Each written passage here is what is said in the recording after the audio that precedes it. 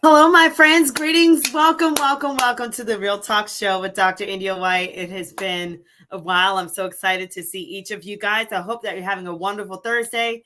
I'm delighted to be here. I hope that you're taking care of yourself. I know that here in Florida, students are overwhelmed and consumed with the standardized tests, and things are, just building up. This is what the year has been built all around in the world of education, not just around learning, but making sure that our students are proficient. And so, with that said, if you've got little ones at home that are taking the tests, my hat goes off to you. My heart goes out to you. You're in my prayers. Just make sure that you've done all that you can do on your end to prepare your child for success. Now, with that said, I'm going to also talk to you about just success in general and about paying it forward as a result of just being successful. And I'm super excited because I have someone on the show who's a jack of all trades, who has definitely in his own right paid it forward. And he deserves to be heard. He has a message for our youth, and he has accomplished so many different things. He's a CEO. He is a published author. A matter of fact, we just had a book launch and made his 11th or 12th book. And so I'm super excited to bring him on the show. Before I bring him on the show, I'm going to remind you guys of some things regarding the Real Talk Show with Dr. India White. So first off, the Real Talk Show with Dr. India White, it will be aired on Monday through Friday on SoulNet WKDH radio station from 10 a.m. to 11 a.m. Eastern Standard Time. So make sure you're visiting www.soulnetwkdh.com to tune in. Okay. Thank you so much, Ken, for that wonderful opportunity. Also, the Real Talk Show will be aired on Swain Girl Media Channel, which is hosted by Precious Swain, and also on Apple Tunes, where you can go and listen to it as well if you have an iPhone or an iDevice. So I'm super excited about that.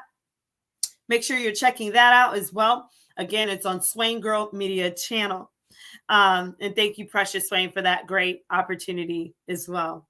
Now, I always tell you guys, make sure you're following me on social media. I appreciate you guys for following me. I've seen the numbers increasing. I've been following you back. I know we're all busy. We're rocking it out. And so thank you from the bottom of my heart for your following, for your support, for your kind words all over, whether you're in India, if you're in Africa, if you're in Canada, if you're in China, wherever you are. Thank you so much. And here in the US, of course. Now, my Facebook handle is Miss India White. My LinkedIn handle is The India White. Twitter is Indie Speak and Teach. Now, if you're trying to follow me for some kind of like educational purposes, like solely for that, then you want to go to iWhiteBIL, where I do work with Big Ideas Learning. Instagram is Indie238, and my YouTube is India White 123. And so with that said, I also want to remind you guys, please check out my website, www.india-white.com, where you'll be able to see my blogs, books, courses. You'll be able to see just different events that are taking place. You'll be able to also reach out to me for various services. If you need my support, if you need me to speak, if you need anything else, I will be here to offer those services to you. And thank you for those that have already been reaching out. I am loving just being able to connect with everyone in the community. So with that said, I promised you guys that I'm going to bring on a rock star in his own right. And so I'm excited and thrilled to bring on the guest speaker, author, CEO, and a phenomenal testimony to us and a gift from God. His name is Anthony McCauley. Welcome, Anthony, to the show. Wow. How are Thank you? you so much. I am doing wonderful. Wow, this is amazing. I am so grateful that you're having me on. Thank you so much for the invite. It's an honor. Thank you. Thank you. And so now, Anthony, people don't know about you. I've been honored to know a little bit about you as we rub shoulders this week with the book launch. But tell us a little bit about yourself. Wow. Well, I'm from North Carolina. I'm from a place called Thomasville, North Carolina. If any of you've ever heard of Thomasville furniture, that's when back in the day when they built this hardwood furniture. My family was I was raised blue collar family, and that's what raised my family was the furniture industry.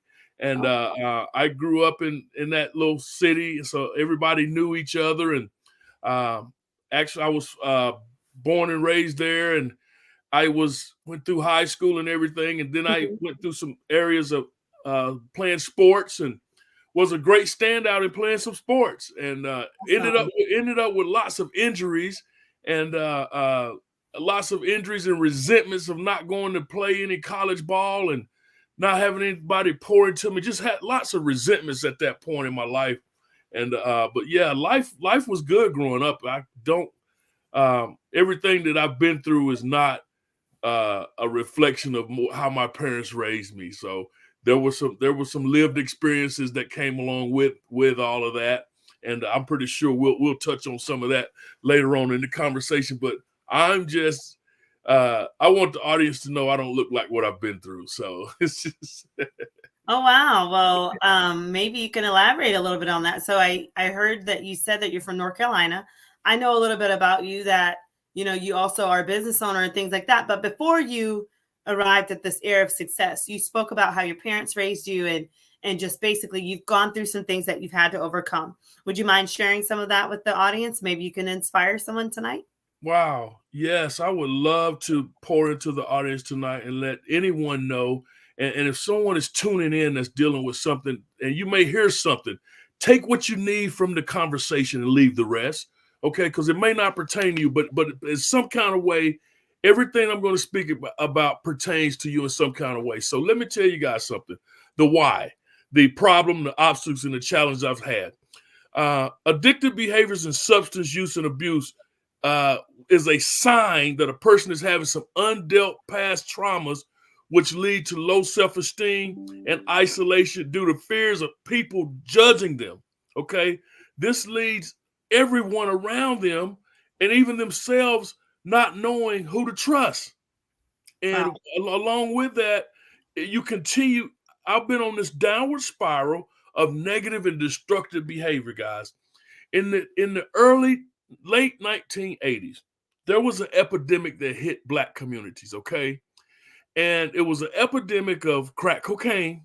So ladies and gentlemen, you've heard the word, okay? I'm being forthright this evening about everything that I've been through, because I hide behind no mask, and I used to be ashamed of, because India, I'm that guy, okay? I'm the classy, some charisma, have lots of influence, but I have felt prey to my body loving that drug.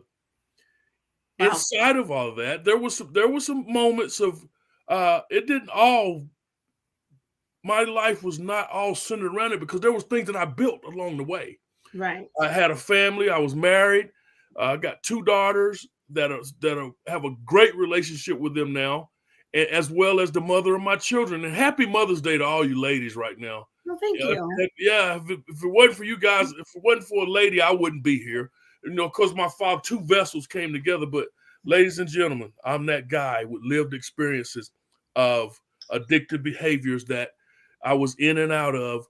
I'm 56 years old, and throughout my life of my 30s, I have no recollection. And I'm going to tell you, I partied, okay? And it was pretty, it was beautiful, and it was fun. I had fun. Sin is fun.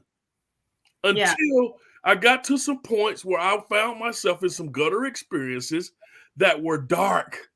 I found myself losing things, even having some corporate positions, Dr. Jekyll, Mr. Hyde. And I found myself even in a world of India. I'm going to tell you something. Listen, all these guys are going to believe this. I was in the first class of certified pharmacy technicians ever in the United States. Okay. And look, in active addiction. It's crazy.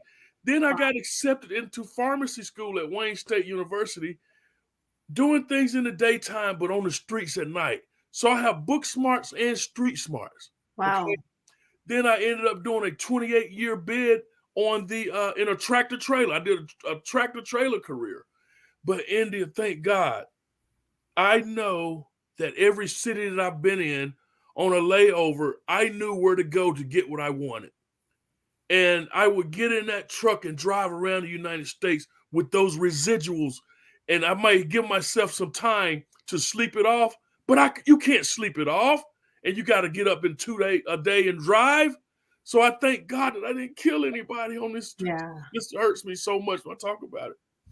That the fact that I did that and even survived. There was times when I had blackouts and some destructive behavior, but all this came from some adverse childhood experiences of some abuse that I don't want to, if it comes out, it comes out. But this all came from somewhere.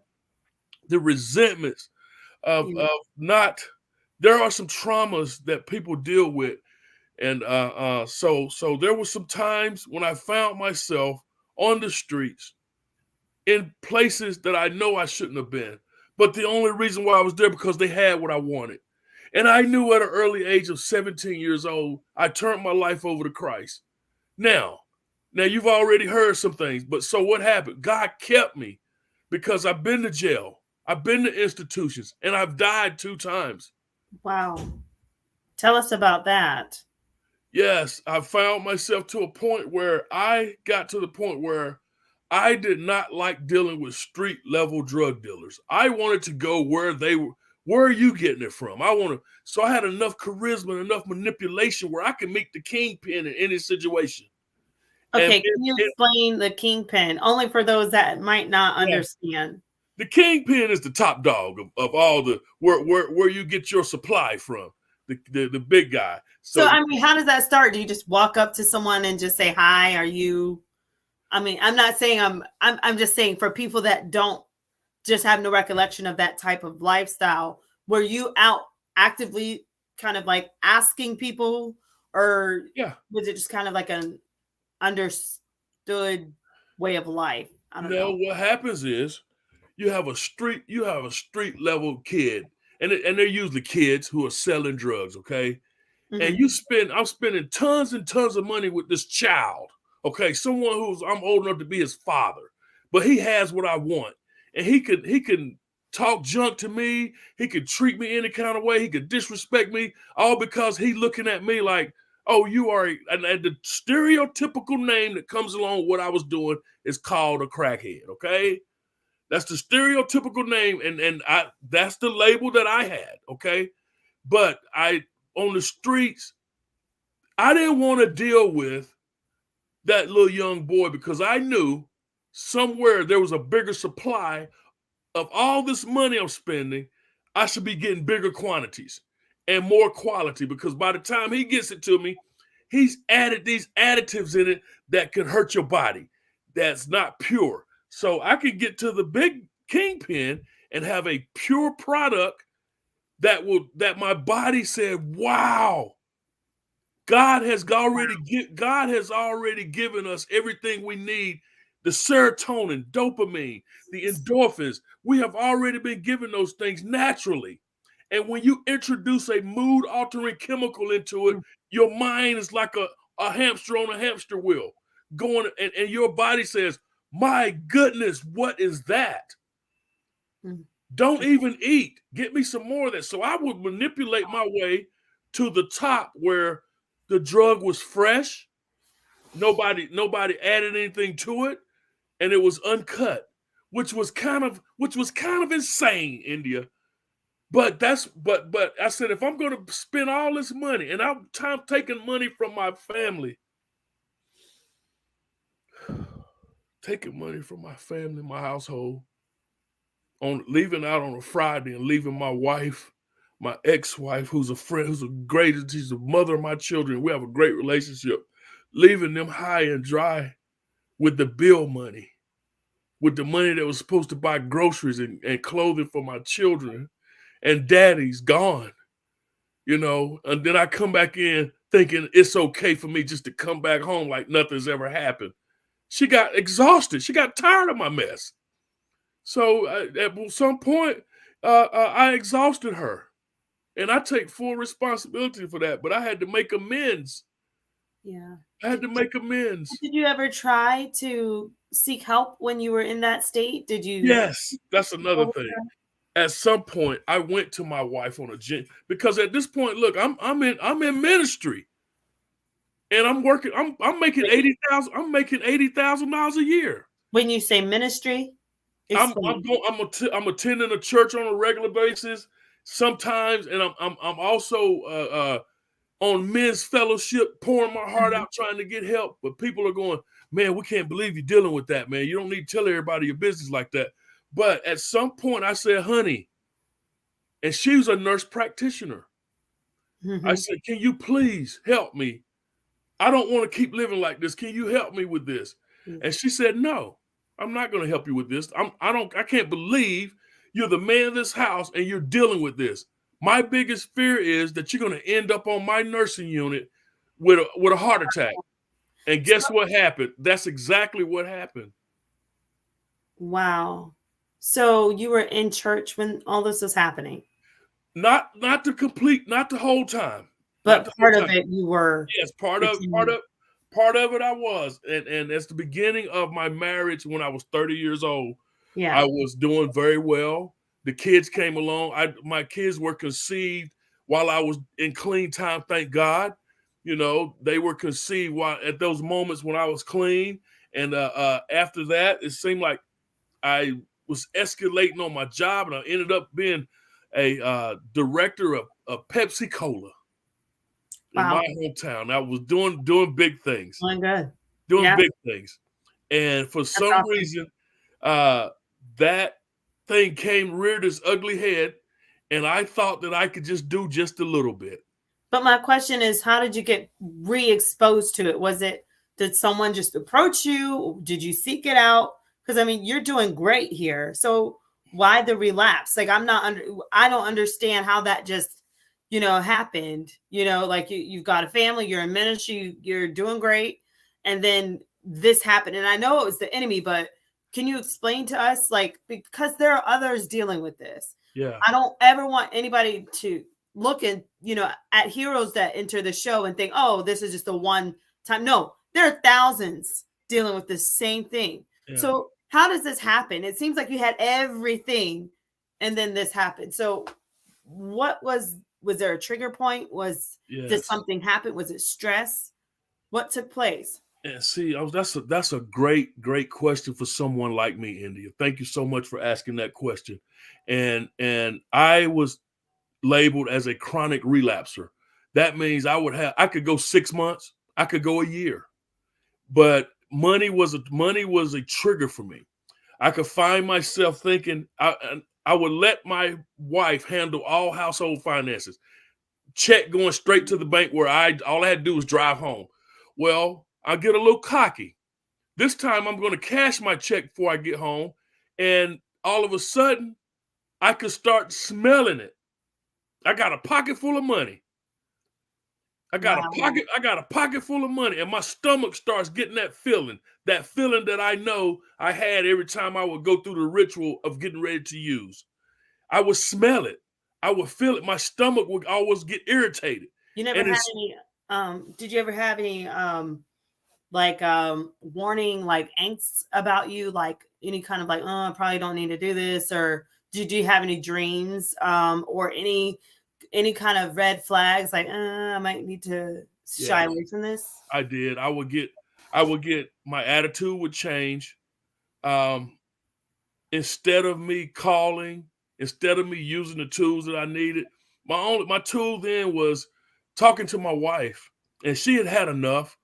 And I used that for an excuse. Anything for an excuse for me to use, that's what I did. Instead of using, I had tools. I had people that I could have called. So instead, imagine this. After 2 years of being clean, I call a drug dealer's number who's still in my phone after 2 years, and guess what? He picked up and said, man, I'm glad to hear from you. What's going on with you? And are you still doing the same thing? Yeah, I am. Well, man, I'm feeling some kind of way and I want to see you. Well, come on through. Just like that. And before that, I knew my attitude had changed. I didn't want to hear. I'm short-tempered. I'm getting sweaty. My attitude changed. Even my mouth is getting dry, and I'm talking to people and getting antsy. And instead of recognizing what was happening, I fed into it. So what was comforting about the drug dealer? Do you think they kind of ministered to you in their way of just kind of reassuring you that things are going to be okay with this? Or because I need people to hear why there's such a trust built within, someone that's going to give this to you. I've had dealers who, for some reason, this is the power. This is the power, and this is the spiritual part of my life. This is a spiritual thing with me. I've had dealers that when I came around, they said, "Man, it's just something different about you, man. I wish you would wouldn't keep doing this and getting your life together, man." But they would still sell it to me. And I've had dealers, I've left and went to treatment and come back because I'll let them know, "Man, I'm tired, man. I can't do this anymore." And I've even had some of them to say, "Look, I stopped selling."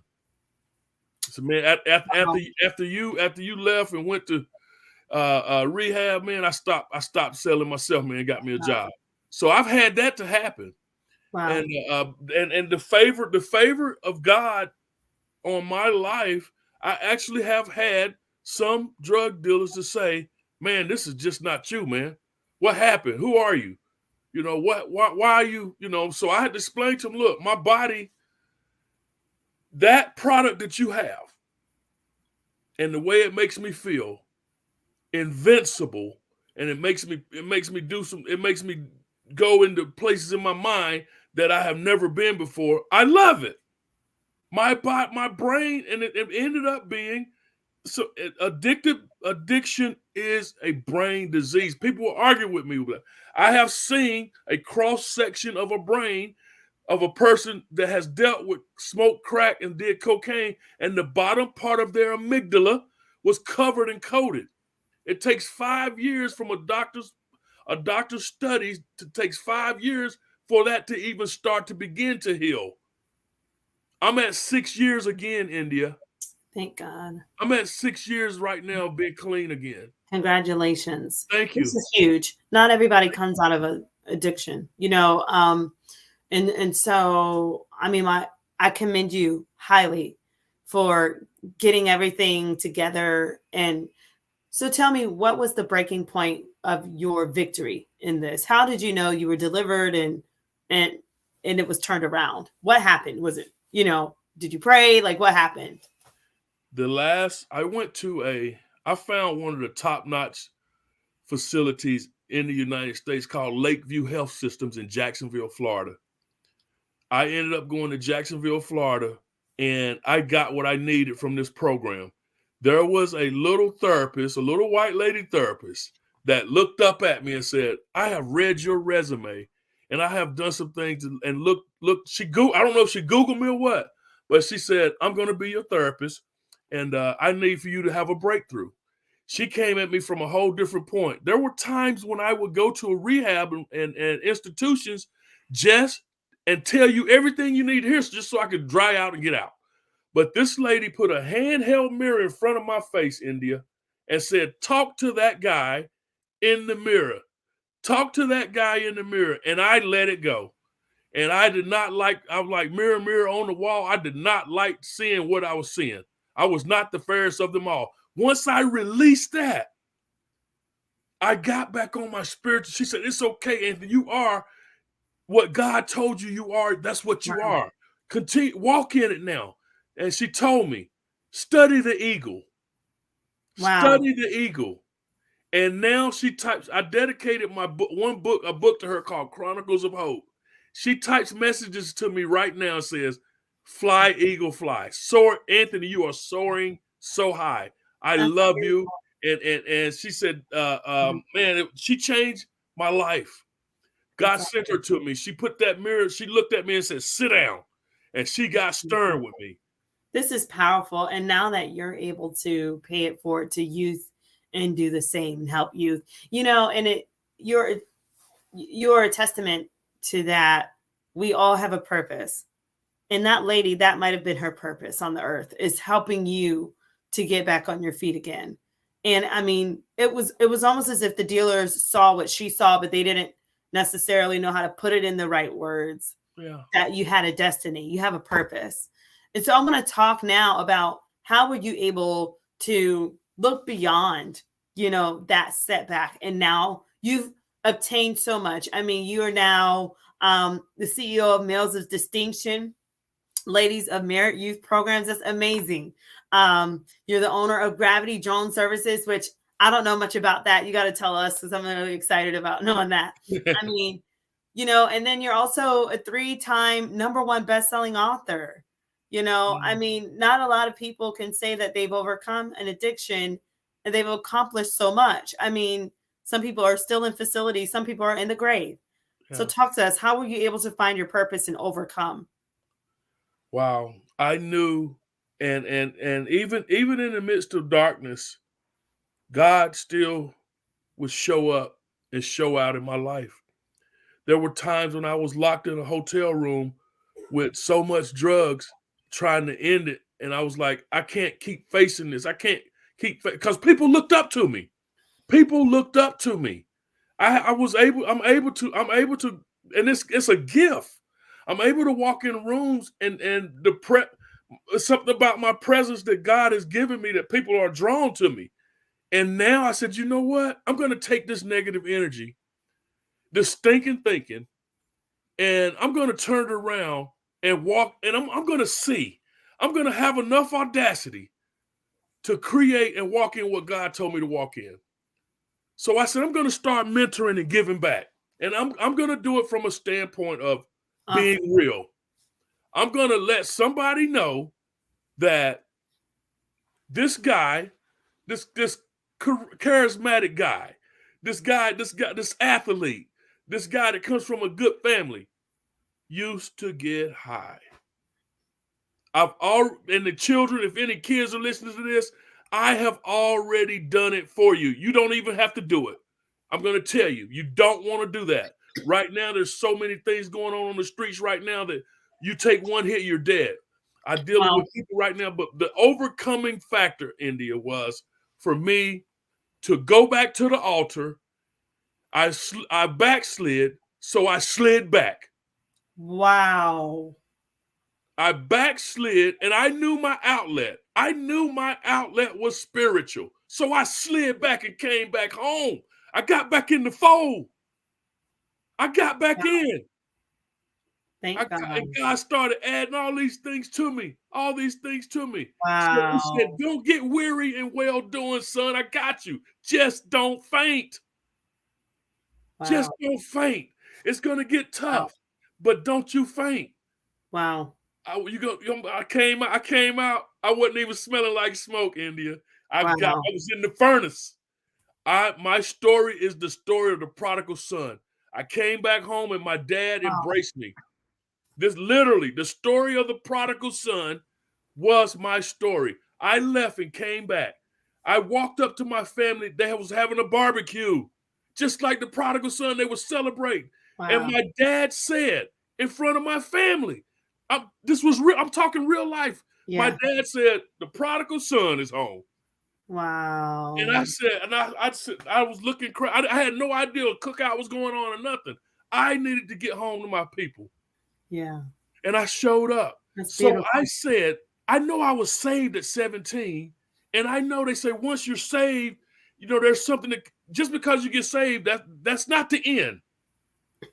That's when the rubber meets that's when the real work starts. So I said, you know what? I haven't even delved into the real work of why I was saved in the first place. I said, so let me slide back. I found me some great people in ministry that allowed me to be transparent. I found some great people that did stand in judgment of me, who've been through something and said, we got you, man. Who were some of those people and what were their roles? Like, were they holding you accountable with text messages? Were they hanging out with you? What were they doing? Because I'm asking this for those that are trying to get free and they need a system. They need a method. Yeah. What were some of the tactics and strategies that people around you used to help you stay free and stay clear? I had to have, my spirit of discernment is very strong. I pray for God to show me. I pray for God to use me, and I pray for God to direct my path, and in all my ways, I'll acknowledge him.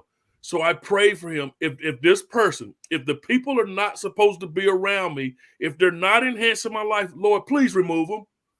And he does it every time. He does it every time. So, but India, there's support groups. There's Alcoholics Anonymous. There's Narcotics Anonymous. But I'm going to stand strong on this, and some people on here might get mad at me. I went there, and I'm grateful for those programs. They are spiritual programs.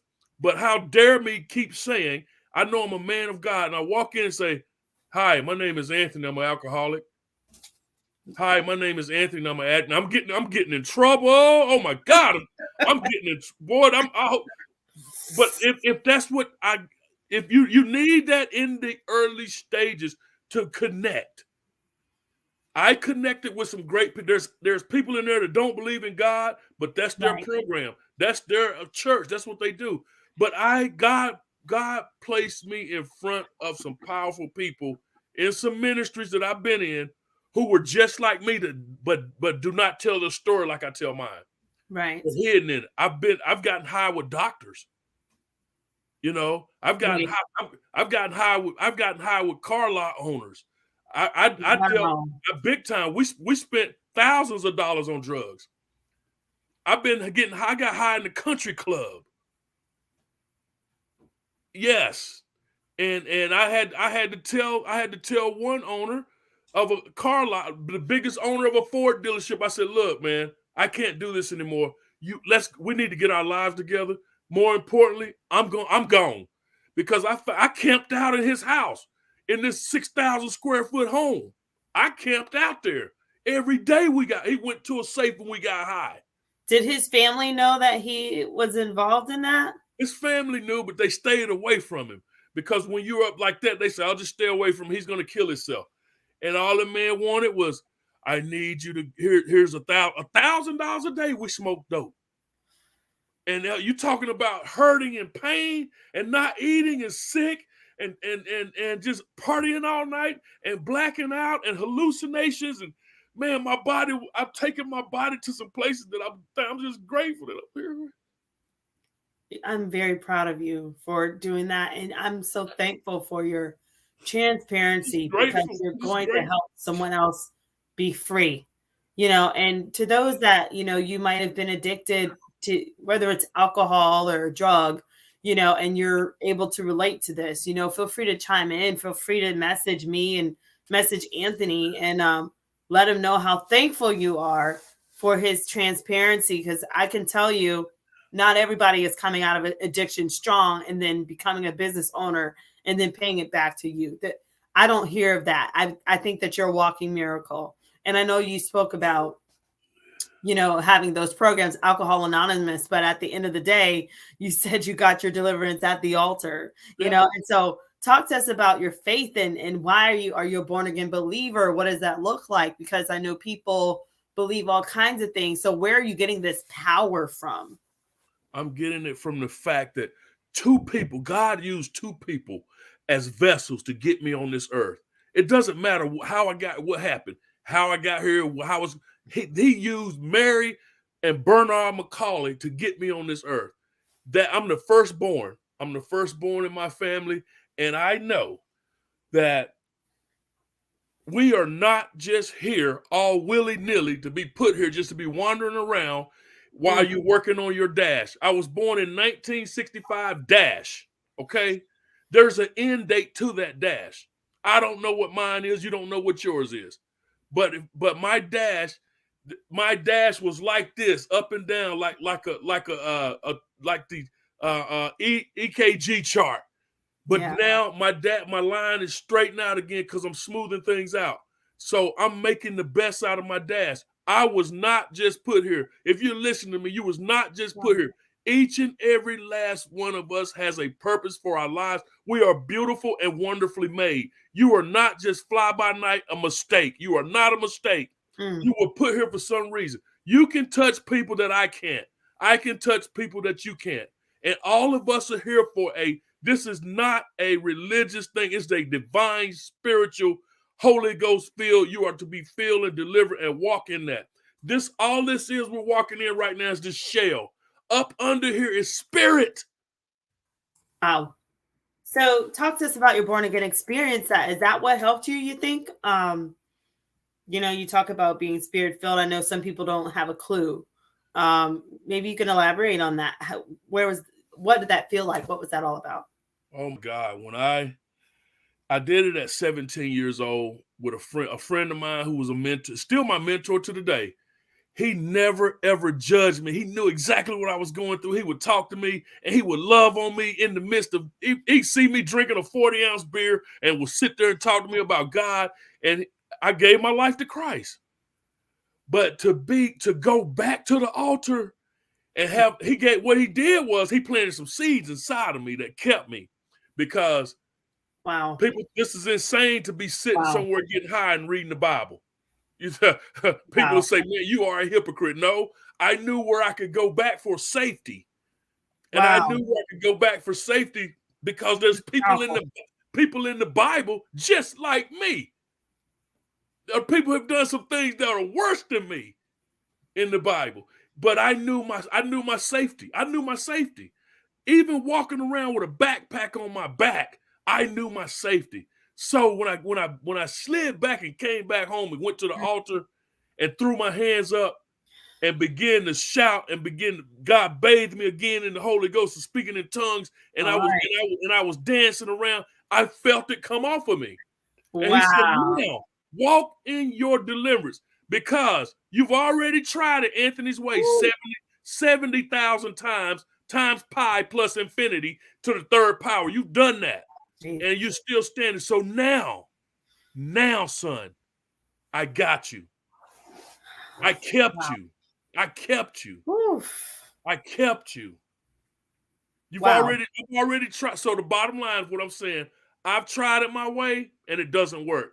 Every time I try God's way, every time I walk in spiritual principles and apply them to my life, it works. Wow. It works. I proved it. I proved it. Wow. Talk to us about the restoration process. So you said you felt it come off of you, and then God spoke to you to continue walking in your purpose. And then you went through the restoration process. Talk to us about how God started putting things back together in your life. Oh, wow. I could feel immediately me beginning to heal. I could feel immediately my appetite starting to come back. I could feel immediately some of the creative things that he gave me at an early age that everyone around me said, you can't do that. So I had enough audacity to say, I'm going to do it. And God said, yeah, do it. So it said, people told me you can't start a nonprofit. You take years and years to do that. It took 30 days. Yeah. And I did it on my own. I created a model, a Males of Distinction model, which is getting ready. It's turned into chapter affiliations around the United States. Excellent. Helping people open up mentoring programs for young men and women. And that's a vision that God has given me, and it's happening slowly. And India, I'm one of those guys. Amazing. I'm not going to fake it with you. I'm going to give it to you cut and dry, because I can't play with your life. Yeah. I can't play with your life. Wow. So you've been opening up mentoring services. I know you're the CEO of Males of Distinction. Not only that, you also have been paying it forward. You completed training at Monmouth University and West Long Branch, New Jersey, and you're an alcohol treatment specialist. And you also have a degree in human services from Guilford Tech Community College. So you've used all this, and you've been paying it forward as a mentor. And not only that, you have a degree in psychology, and you received induction into the Sigma Alpha Pi National Honor Society. I mean, it's just like all of this is your huge bounce back. Yeah. I mean, I have such a feeling of warmth in my soul right now of who you are and your testimony and what you've accomplished. You've persisted, you've overcome. And so how did you know? And for those that are listening that are like, okay, I'm bouncing back, but I don't really know how to pay it forward. How did you know which direction to go? And that mentoring was for you, in that these trainings and things was basically the will of God for your life, and that this was what you needed to do in order to be successful. Wow.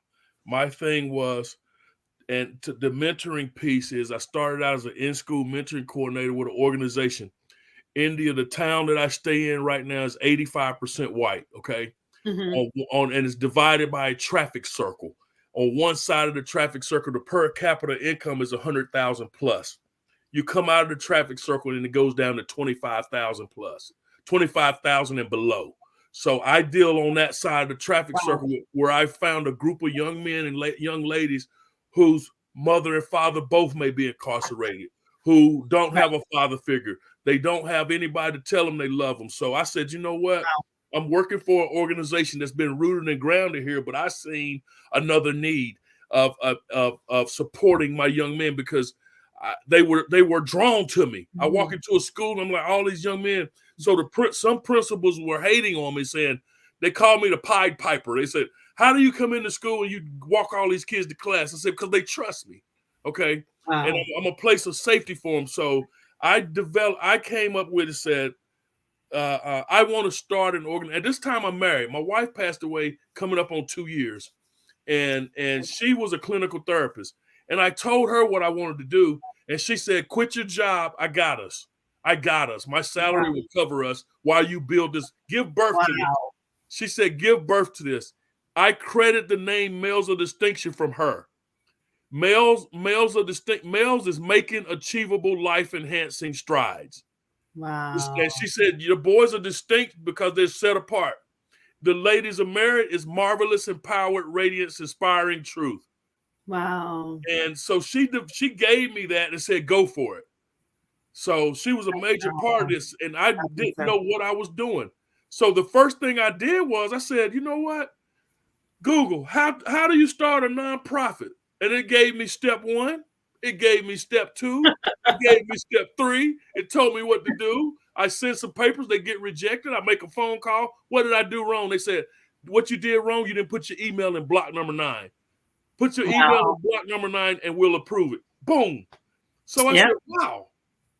So now I'm a nonprofit agency. Congratulations. You know?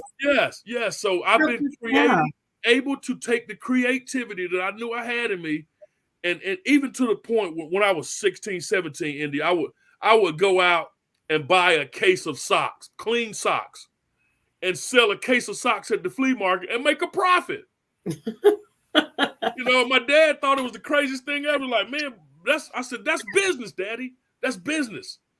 Just think if I could keep doing that. So now, just even when I was homeless, I keep socks with me because the best feeling ever is when you're on the streets walking around and somebody come and give you a fresh pair of socks, man.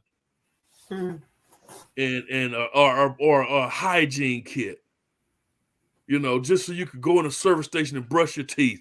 And you know, but the thing that I took everything negative and turned it around, and it's working. It's working. And now you can provide those services to youth. I'm so excited to hear about this amazing opportunity that you have in this business.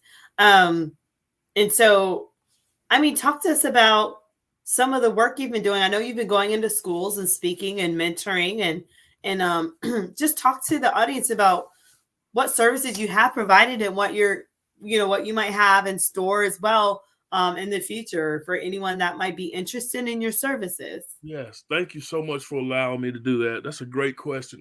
First of all, I got to hit on my drone business. Yes.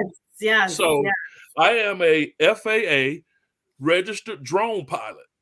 And if these our kids, I teach this within the community college. I teach drone camps, and I also own a drone company where I do aerial videos and photos for real estate agents. I teach kids because the future of what's getting ready to happen with our kids is drones. You'll be able to deliver drones from Amazon. You'll be able to deliver packages, food deliveries, and they're doing all that. They're doing it right now. Wow. That industry is $100,000 plus industry, and all it is a FAA registered test. The test is difficult, but I train kids at 16 years old. You can take that test and begin to have your own business. So I do that. I teach that to underprivileged kids in my community that won't be able to go to the community college. It's a certification program that you're offering. Yes. First And student. I do that virtually. And what I do, I can't guarantee you're going to pass the test, but I can give you the knowledge part Yeah. of it so that you will be ready. Now, are you offering it in K-12 schools and technical colleges as well? I am doing that. Okay. But here locally, I'm telling you, India, I'm going to have to branch out because I love my community, but I'm finding that there's a lot of hidden political agendas. And there's a lot of people that they say they're for the kids, but they're not. They're not. We're losing the best interests at heart for our kids. And I hate this. It's a hard thing. I could walk into a school and I'm funding myself. And I'm going, hey, can you give me dollars for this? Because I'm in 7 schools. And they say, Anthony, all you want is money. I'm like, I'm a nonprofit agency. There's money set aside for these things. But so I get shunned. They give it to the people who've been here forever that they have effective programming, but it's not the same as what I can do. I can walk into a classroom and my kids are in there and they go, man, here come Mr. Anthony, man. So local, I'm known as Mr. Anthony. And they'll sit down. Or they call me, I'm in a school and they'll call me and say, if is Mr. Anthony still in the building, please come to such and such classroom. And I go there and one of my boys have thrown a chair across the room. And I take him outside. And the reason why is because the teacher keeps going, Anthony, read paragraph 1. And he can't read. And he's in front of his peers and they're laughing at him because he won't read. So he's lashing out. Yep. Because from the 1st through the 3rd grade, they passed him on. Yep. And I look at his transcript and he's got 80s all the way down his transcript. And he's on a 3rd grade reading level in the 10th grade. Yep. So I deal with those boys and I try, but when it comes down to it, and I tell the parents, now that we know, here's the services that I offer to get him up to par. And they won't pour into him. And I'm like, I got diagnostic assessments on your son. And they keep telling him in an IEP that he has dyslexia. Who diagnosed him with that? Because the boy can read, because I've sat with him. So I deal with that, India, and they say, uh-oh, here comes Anthony. He's a troublemaker. I'm not a troublemaker. I am a good troublemaker on a real talk that I believe that each and every child should be given an opportunity to know that their life has purpose. Yeah, they deserve a fair and appropriate public education, and they deserve to have the resources and accommodations provided to them as needed. So that they could be successful in classrooms. So that is why the work that we're doing nationwide is imperative. That we're going in and helping teachers and helping leaders, because it's no longer like how it used to be back in the 60s and 70s, where you can have that traditional classroom set up and you just tell the kid, here's the book, sit down and read it. It's no longer that way.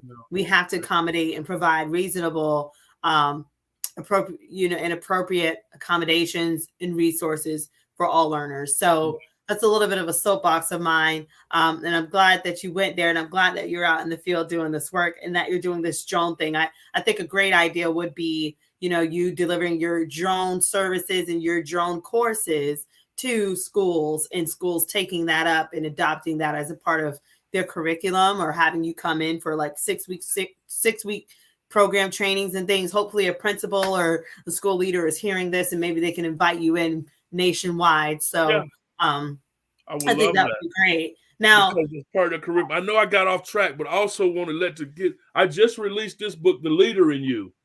I just released this. So I want to, before I get off, if there's any child listening or any child, the high school students or boys or girls, I will offer them the first class because I'm turning into a workshop.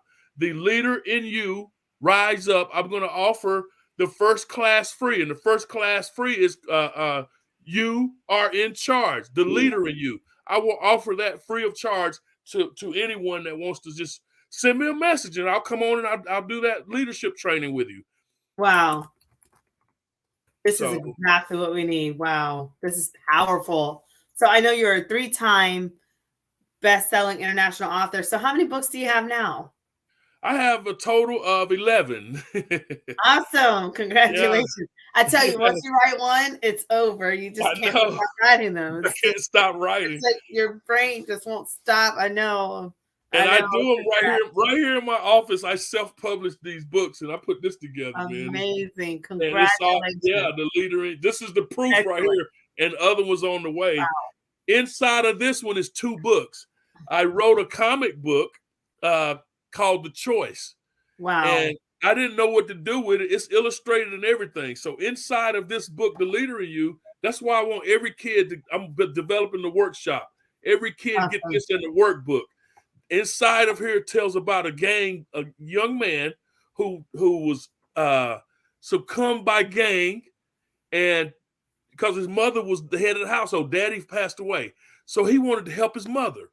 So he joined a gang, but he found out that wasn't the life he wanted to live. So in the end, the success part of the story is he turned his life around, became a doctor, and had his own family. He got out of the gang, and he was able to live a successful life. Excellent. That's included inside of here. I didn't know what to do with it. Wow. That is perfect for schools. And I can see that in so many summer camps or whatnot. I can see that in schools everywhere. And so I know you're saying also, I know we met because we were both authors on the book launch that just took place called Equal and Dignity. And so I wanted you to talk to the author or to the audience as well about that book launch, Equal and Dignity, and what you took away from that, and what did you write about in your chapter of this. And congratulations again, my co-author friend. So talk to us about what you wrote about in your chapter. Yes. First of all, thank you so much. I'm grateful to be a part of Equal and Dignity, because immediately we all connected immediately when we got on there for the book launch, and we didn't even know each other. Yeah. And that was so powerful. And what I did was I said this when I started writing, that nobody never taught me this in school. Well, it was taught. I guess I just wasn't listening about the human rights. And I wrote on human right number 25, Article 25 and Article 26 of human rights. And that's the right to an education, right to social service, and a right to an education. I am big on the fact that, and I'm going to continue to go back one day. I'm going to finish and do what I need to do and get those credentials. But for right now, education, I tell my boys, once you get it, can't nobody take it away from you. And you have a right to an education. And listen, if you can't get one, you can buy one. Yes. You can buy an honorary doctorate for $400. Hey, I thought to buy an honorary doctorate. Yes, that part. I'm serious. I want an honorary doctorate. I know I have a doctorate, but I would like an honorary doctorate. So you can buy an honorary doctorate. I think you need like $400 or $450, and then you can call yourself doctor. So and when I go to school 4 years, just buy one. But I was like, I thought about that. Services. You don't have the same services, but you can still go around and call yourself doctor. Well, technically, they said you're not supposed to if it's honorary.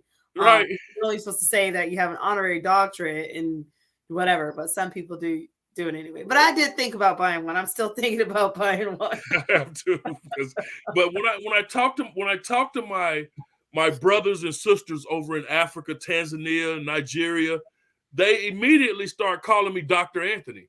And I asked them, I said, guys, wait, that's not a title. And they said, the amazing things that you do, Anthony, in our country, you are a doctor. You are a doctor, spirit, you everything to us. And I'm like, wow. Sounds like you might have to go purchase that doctorate. This has been incredible. So wow. I am impressed. I'm thankful. I know the audience is very thankful for you coming on and sharing this amazing insight in the book projects and the workshops that you're doing. And so with that, Anthony, do you have any last words of motivation and hope and inspiration for our listeners tonight? Yes, I sure do. First of all, thank you so much, India, for what you're doing. Thank you so much for allowing me to come on this evening. And I want anyone to know who's hurting, anybody out there that's felt some type of motivation for what I'm saying. I want you to recognize that you don't have to downgrade your dream to fit your current reality. What you can do is upgrade your conviction to match your destiny. Okay. And what that means is anything that's not enhancing your life, take some inventory right now. And I hope and pray that somebody on the sound of my voice has been, whoever, if you're getting high, if you've been drinking, I pray right now that you sober up. And I pray right now that you have a moment of clarity and recognize that if I can do it, if my life can change, if I can walk in sobriety, if I can walk in being clean, you can too. I don't care what you're recovering from. Some of y'all eat too much. Some of y'all talk too much. Some of y'all gossip too much. Some of y'all do so many things that may not be like a drug addiction, but the addictive behavior is addictive behavior. Get what you need. It's okay to go to therapy, guys. If you go to a therapist and that therapist is not pouring in you, find another one. Get what you need. You have to do it. I can't work out your salvation for you. I can share my story with you. I can make suggestions, but you have to get up off of your behind and go do it. You have a reason to live. You don't have to stay in gutter experiences. Pick yourself up. I know it may look like it's dark. It may not look like you can bounce back. It's going to take some time because it takes time to make a mess. It's going to take some time to clean it up. But I guarantee if you take it one day at a time and walk in that moment of clarity, one day at a time, you can bounce back. If you need me, reach out to me. If you need somebody to pour into, if you need some motivation, call me because I get more out of it than you do. By helping you, I get more out of it than you do. But I can't want it more than you do. Listening audience, get what you need. Thank God for this platform this evening. Lord, I just thank you right now. And I pray right now that under the sound of my voice, young man, if you're still dealing in get back to your life. Young man, a confused man causes problems. A confused man creates problems. Get away from that confusion. Get back to your family before it's too late. It's too much danger out here on these streets. Get what you need. Young lady, you don't have to keep giving your body away. Young lady, you don't have to keep selling yourself to get what you need. Get to a place of safety. Reach out to somebody that can help you. There are people waiting right now to help you. May is Mental Health Awareness Month. And every month should be that month, but get what you need. Your brain, this thing is powerful. Give your mind time to heal. So my hands are clean, ladies and gentlemen. My hands are clean. And I pour out to you a life of restoration. I pray that you get back to reconciliation.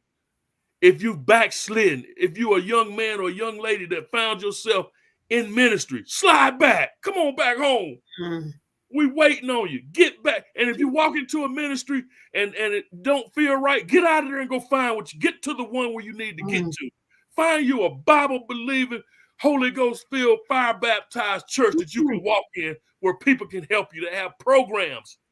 That place, what it looks like, will have programs for you. They will have support groups right in-house. They will have what you need to help you with your recovery without judgment. Wow. That is so powerful. Without judgment. We needed that tonight, Anthony. I think we as a society, we're very cute and we're good at we paint it up pretty cute. But people have some ugly issues that they're facing. Yes. And they're holding on to it and they're sick and tired of it because they go to these cute places and they put on their facades and they're cute. And I think now it's time for them to get real help. And I know that you are a perfect fit to help so many thousands, millions of people. So again, thank you so much. And I know we have your contact information. So if you guys want to reach Anthony McCauley, you can reach him at www.mealsofdistinction.com. Okay. You can also visit his website. Please do this. Visit his website, anthonybmccauley.com, to purchase his books. If you want to keep in touch with him, you could just Google his name or social media his name, Facebook, LinkedIn, and Twitter, all at Anthony McCauley. And then you can email him at mailsofdistinction.com. Mailsofdistinction@gmail.com. mailsofdistinction@gmail.com. Let me that's make the sure email. I edit that for you guys. I'm going to put that back up so that you guys can see that. Go Gators. So yeah. So with that said, guys, please make sure that you're contacting Anthony if you need a speaker for students, if you need a mentoring program, if you need, I don't know, whatever you need. If you need someone in the ministry to come preach, call on Anthony because he has the answer. Again, Anthony, thank you so much for being on the Real Talk Show with Dr. India White. This has been a blessing. And to the audience, y'all have been amazing. Thank you so much for always tuning back in. Share this show out. Share it with loved ones. Share it with people in your community that can partner with Anthony and some of this great work. We're going to be on Kingdom Purpose Radio tomorrow. Yes, that is true. So talk to us about that, Anthony. I forgot to. We will be live. We will be on kingdompurposeradio.com tomorrow. When you go to kingdompurposeradio.com, just click on the listen live button. At 2:00, we'll be on, and I'm going to have Dr. India White on the other end tomorrow. So, and kingdompurposeradio.com at 2 p.m. Thank you, Anthony, for that plug. Yes, we will be on the air tomorrow, so I'm super excited about that. So please make sure you're also, tuning into Kingdom Purpose Radio as well to hear the phenomenal things that Anthony will be contributing, as well as the guests that he'll have on his show. And congratulations for birthing that project as well, Anthony. Yes, I'm very proud of you again, sir, like I said, and I wish you nothing but the best. Godspeed to you and to your family. Don't ever let anyone mute you. Continue to do this work because you're needed. Your voice is needed. And I can tell that you are accomplishing your purpose. So well done. And with that said, guys, I'm going to end the show. I know we went over a little bit, but make sure that you're tuning in. Make sure you're contacting Anthony. Make sure you followed me. If you're wanting to hear about the show later on, it will be aired again on SoulNet WKDH Radio every Monday through Friday, including this segment from 10 a.m. to 11 a.m. Eastern Standard Time. It will also be on Precious Swain's show. Precious is doing amazing things. If you have not checked out Precious, you need to go check her out. She's doing some great things. It'll be on Fire Stick and also on Apple Tunes and things like that, where you can hear the show there as well. And then follow me on social media. Let's get connected. So with that said, guys, thank you so much for tuning in again to the Real Talk Show with Dr. India White. I'm looking forward to next week. And until then, you guys have a wonderful night. Thank you again, Anthony. Take care. You. Bye, guys.